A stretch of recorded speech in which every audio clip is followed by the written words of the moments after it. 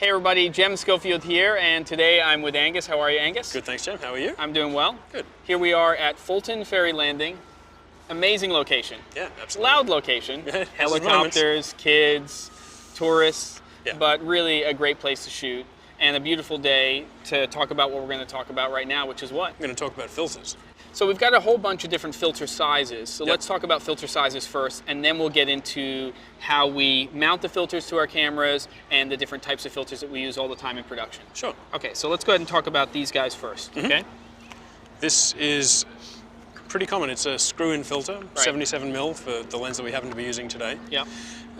Really durable, portable, and affordable.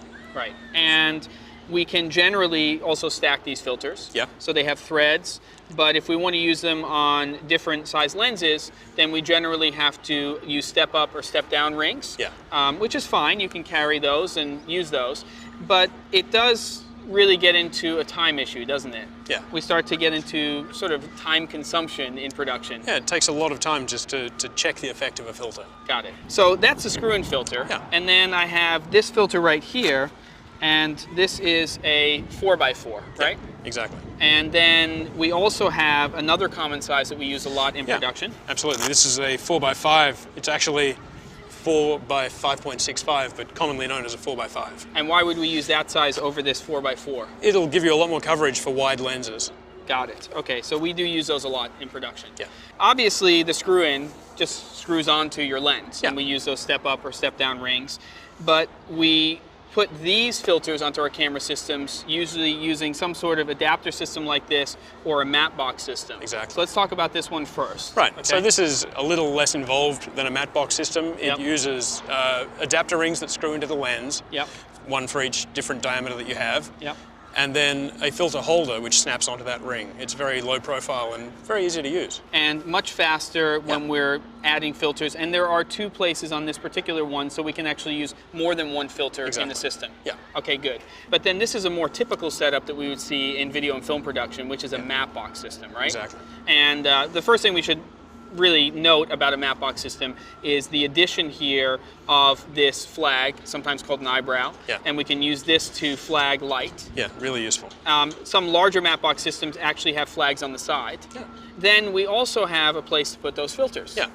So this guy uses frames to hold the filters. Got it. So you don't actually have to hold the glass once it's locked into the frame. Yep. So it's a lot more durable. Okay, and then it's also rod mounted here. Yeah. So we can just leave that on the rod support system, and then we can just put filters in and out of here. And we're not tied into having lots of adapter rings and things like that. Exactly. Now, the thing that we should note before we actually talk about putting filters into these camera systems is that this is a 4x4. Yeah. But they do have matte box systems that take both that larger size and 4x4s. Yeah, And so exactly. you really have to consider what kind of filter system you want to go into. Totally. So I noticed that this backstage rotates. Yeah. So great for using a polarizer. So why would we use a polarizer? Well, in a scene like this, it's great because you can add drama. You can bring the skies down to a beautiful, rich blue. And it's also great for killing reflections in glass, water, other surfaces as well. Got it. So let's actually take a look at an example of something you guys shot earlier Yeah. with a before and after. You can see here we have the scene without a polarizer. Right. The second shot, we've dropped a polarizer in, but it doesn't look that different. But now we rotate the polarizer to maximum effect, and you can really see it richen that sky up. And that's why it's so important to have this rotating stage here Exactly. inside of here. And we can do the same over here on this system or with a circular polarizer that's a screw-in. Yeah. Okay, so let's talk now about the next set of filters Sure. that everybody should have in their kit, Yeah. which are neutral density filters. Absolutely. So neutral density will simply reduce the light. They don't affect the color. Right. They're calibrated in a logarithmic scale. 0.3 is a one-stop light reduction. Right. 0.6 is 2 stops. 0.9 is 3 stops. 1.2 is 4 stops. Got it. Yeah. And because we saw earlier on that we can actually use filters together, we can actually stack these as well. Absolutely. And that's very important. Yeah. So, same scene behind us, something that you guys shot earlier on. So let's go ahead and take a look at that footage, and you can talk a little bit about what you guys did using ND to get the shot that you wanted. Yeah, okay. So when we first set up the camera, we had to set it to f22 just to get correct exposure. Without any filters? Yeah. Where did you want to be as far as aperture? Well, we wanted to be nice and wide open to take advantage of the large sensor camera. Right. So ideally, we wanted at least 4 stops, if not 6, of ND. So the first thing you did in this shot is you dropped in, what, a 1.2? A 1.2, yeah. Which would be 4 stops. Yep. But then what, you decided you wanted to go even wider? Yeah, absolutely. Okay. So we dropped in another 0.6, which added up to a total of 1.8, 6 stops. Then you could actually go from an f/22 to an f/2.8. Exactly. And so that got you to that really wide, shallow depth of field, you know, which is really taking advantage of this camera system. Exactly. Let's talk about the last filter that we're going to go over today. Sure thing. So this is another type of ND. This is a graduated ND. Right. It's really useful for selectively reducing the exposure in a certain part of the frame. So you might bring it in over a sky. So I see that the bottom part of this is actually completely clear. And then we have whatever the ND is, this happens to be a 0.6. Exactly. So at its point of maximum reduction, it's 0.6, and it's graduated gently to that point. And this is a soft edge version, but I know that they also have a harder edge version. Yeah. You would use a harder edge one with a longer lens and a softer edge with a wide lens. Okay, so in a situation like this, why would we use this over just a straight ND? Well, I mean, this is great for bringing the sky down to a nice level.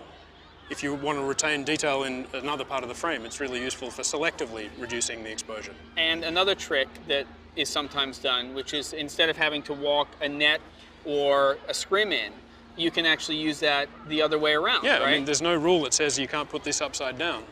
And in an interview setup, for instance, you can reduce the exposure up the body of your interviewee and really bring the attention onto the face. So if somebody's wearing a white t-shirt, for instance, or something that's very, very bright, we could cut that light down and then still keep the exposure that we wanted on their face. Exactly. So that's pretty cool. Now, you actually shot an example of using a grad, right? Yeah.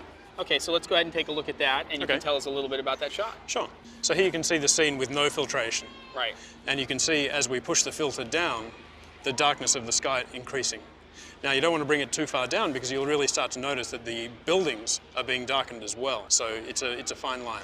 And so it's important when you're using something like a grad to make sure that you think about exactly what the shot is that you want, setting up the camera to where you need it to be, and composition is very, very important as far as where that gradation happens. Exactly. So it's not necessarily something you might use with a moving camera. It's much better for a static locked-off shot. If things are moving in the frame, they might move in and out of the band of graduation and not look so great. Good. And then we should also mention that when we're using polarizers, we are losing light as well. Yeah. Sometimes, I would say on average, what, about 2 stops? 2 stops, although there are some that will be a little darker than that and some that will also be maybe only 1 stop. And when we have multi-stage systems like this, we might put a polarizer in the rotating stage, and then we might put an ND in the other stage. Absolutely. And use them in combination. Or a grad. Right, exactly. So to summarize, we both agree that you've got to have a polarizer in your kit. It's the first filter everyone should get.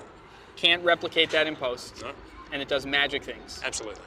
A set of NDs, 0.3, 1 stop, 0.6, 2 stops, 0.9, 3 stops, 1.2, 4 stops. Yep. Get all of those, and you can do a lot of stuff. Absolutely.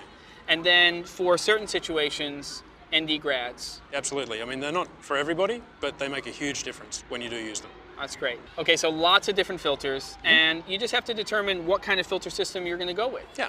Obviously, a matte box system is going to be your most versatile in video and film production. Of course. And something like this, which is incredibly lightweight, just gives you lots of versatility. Exactly. So I think that's about it. We've covered a lot of ground, looked at a lot of examples. Thanks so much, Angus. Pleasure.